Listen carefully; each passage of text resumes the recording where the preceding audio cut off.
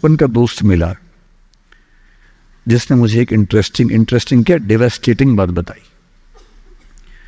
तो बात चल रही थी कि स्कूल के दोस्त कहाँ कहाँ हैं, क्या कर रहे हैं। तो बातों बातों में उसका जिक्र भी आया। तो मैंने बड़ी उम्मीद से पूछा, मैंने कहा वो तो बॉम्बे चला गया होगा, फिल्म इंडस्ट्री में चला गया होगा। तो मेरे दोस्त ने पूछा कि तुम्हें नहीं पता उसके बारे में? मैंने कहा नहीं। उसने कहा यार वो जेल में है, and he was one of the most creative students of our school. मैंने कहा जेल में क्यों है? बोले सच में नहीं पता। मैंने कहा सच में नहीं पता मुझे।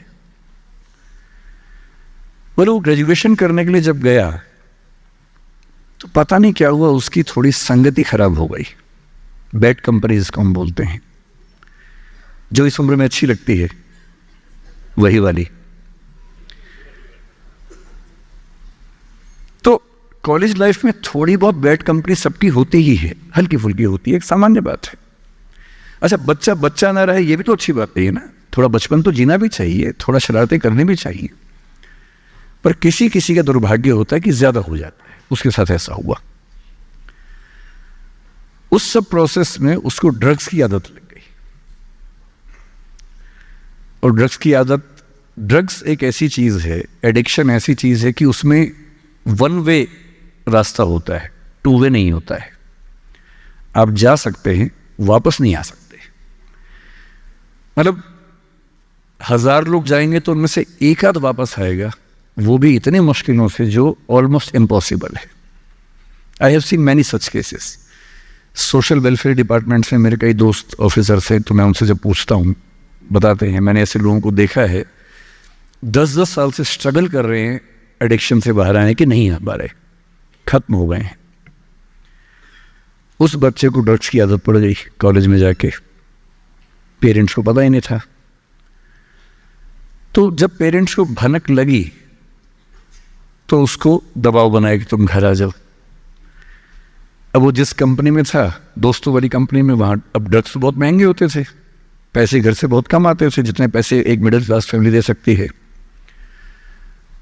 अब वो घर से ज्यादा पैसे मांगने लगा, पैसे मिलते नहीं थे।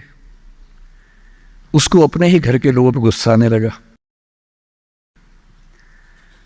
तो एक बार वो अपने घर आया हुआ था छुट्टियों में, और वहां भी वो कुछ कुछ करता रहता था।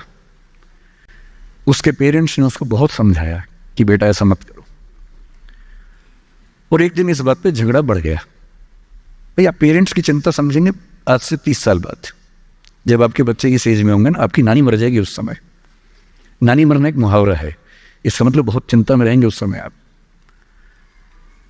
और उस दिन पता नहीं क्या हुआ, झगड़ा हुआ, क्योंकि जो एडिक्शन के शिकार हैं उनका दिमाग उनके कंट्रोल में नहीं होता है।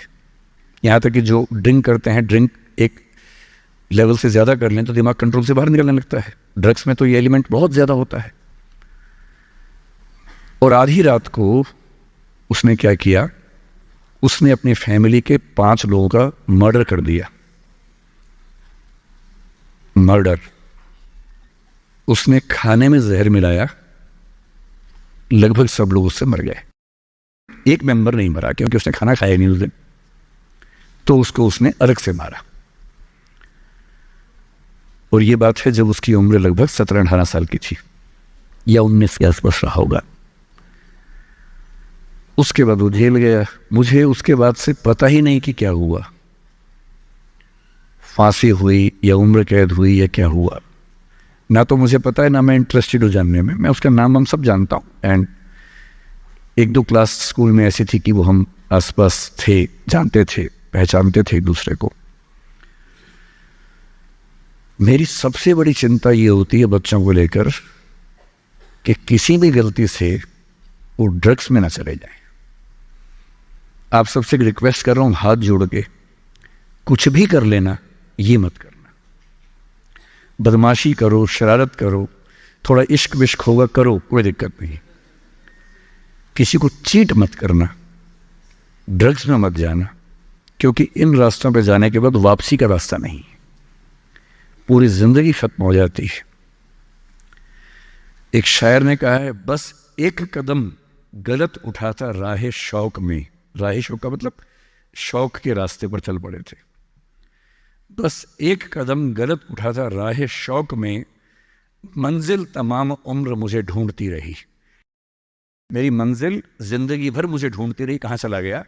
सिर्फ एक गलती हुई थी और उस एक गलती ने कहीं का नहीं छोड़ा।